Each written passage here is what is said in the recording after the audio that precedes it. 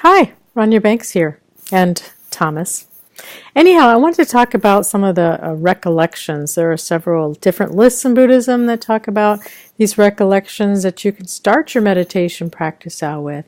That if you can think about them or contemplate them at the beginning of your meditation, it can help you cultivate an open, receptive, and free mind for your meditation practice.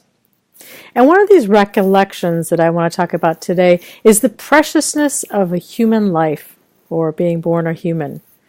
Almost to the point where to live deeply and to begin down the path of true peace and happiness, it helps to really be keenly aware of how precious and rare this human birth is.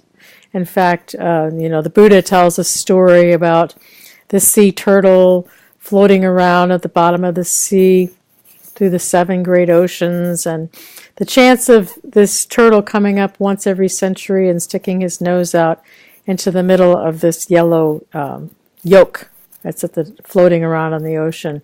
The chances of that happening are the chances of being born a human. Anyhow, so, even if whether you buy that story or not, if you just sit and recollect, what's the chances of being born a human? In this life, who you are today, with your specific genetics and your makeup and your mind and, all the things that had to happen for you to even be here. You too, Thomas. All the different things that had to happen from all your ancestors back. They all had to survive. They had to have food and resources and shelter. They had to meet their mate, and they had to be fertile. All the different amazing amount of variables that had to come together for them to have a baby that passed on to the next generation, the amount of luck that they all had to have to survive, to be healthy enough to pass on their genetics. That's, all that had to happen for you to be able to be here today. And then also our forebears or ancestors also had to evolve to a certain level, learn and grow and learn how to use resources. And, look what we have today, computers and technology and an amazing amount of knowledge base that happened because of our ancestors evolving and us evolving as well. And then, of course, your own parents had to get together in order to have you. Just more and more amazing chances that had to happen for us to even be here. And then we have these amazing bodies, and bodies and minds. We're of sound mind, and some of us are of sound body, but at least enough to be able to meditate. That had to happen too. And then the miracle of the human body itself, being a human being with all the biochemical interactions and things that are happening every second in order to keep us alive, breathing. We could just go on and on and on about the miracle of the human body, right?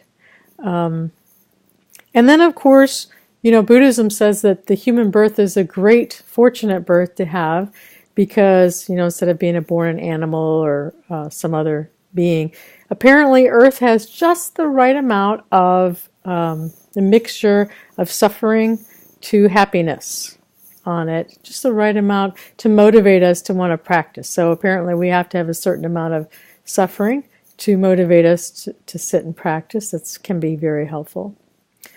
We've had the preciousness of this lifetime. We've had friends. We've had supporters. We've had time to sit and meditate. We're living on a planet that had a Buddha, that had an enlightened person who actually passed the teachings down to generation to generation.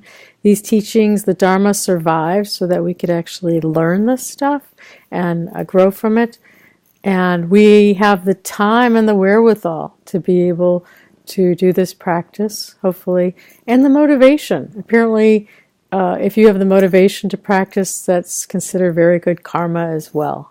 So all of these variables are very positive and wonderful, and I'm sure you can come up with more too to contemplate in your contemplation of the preciousness of the human life and being born a human being. Thank you. Thomas thanks you too.